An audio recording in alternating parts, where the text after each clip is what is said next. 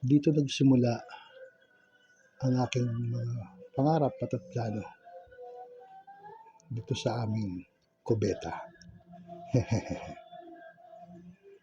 Nangarap ako at nagpaplano sana makabalik muli sa abroad.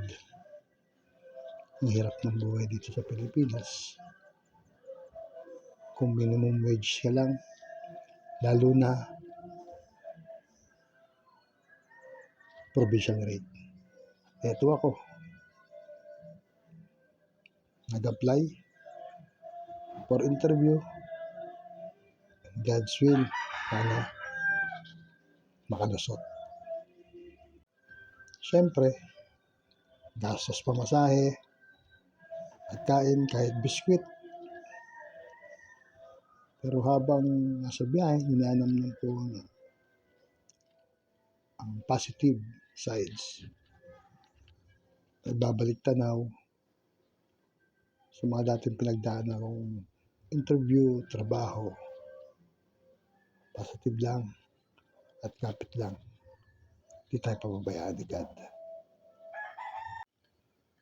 Siya nga pala, nakadalawang abroad na nga pala ako. Parehong Saudi.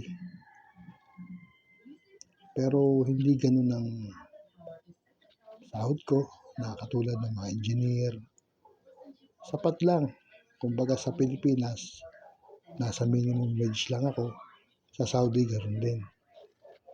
Kaya, okay lang, consistent yung pagkapadala at kahit pa paano hindi sumasala sa pagkain ng aking pamilya. Pero ito na, nasa Pilipinas ulit dahil hindi magandang nangyari na sa Saudi noong last na uwi ko. At ito, nangarap ulit, nagpaplano, ulit umaaksyon naman. Naghanap ng trabaho. Kasi pag hindi tayo umaksyon, puro pangarap lang. Sasapitin natin. Pero napakabuti talaga ng Diyos. Itaas natin sa Kanya lahat. Hayaan natin siya ang magmaniobra ng ating mga buhay. Hindi natin inaasahan, kusang lalapit sa atin ang kapalaran.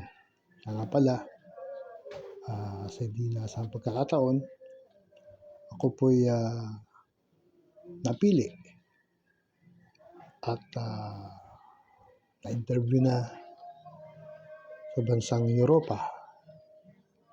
Isa sa mga bansa sa Europa. Hinihintay ko lang po ang aking work permit. Sa loob ng Panginoon Diyos ay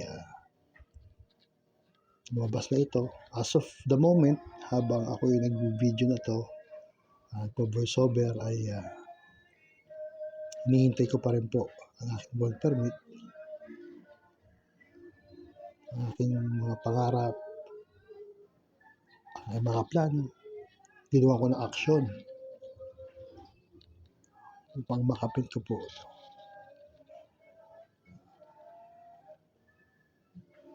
Mag-inspirasyon po sana ako sa atin na huwag tayong titigil mangarap at magplano. Siyempre, gumawa tayo ng aksyon para makamit natin ito. At tayo makakalimot, tumawag lagi sa Panginoon Diyos. Sa loob ng Panginoon, lumabas na aking work permit at makita-kitang muli ulit tayo. Babalita ko kayo. Maraming salamat at mag-ingat po kayo palagi, mga kablagbag. See you when you see me. Bye-bye.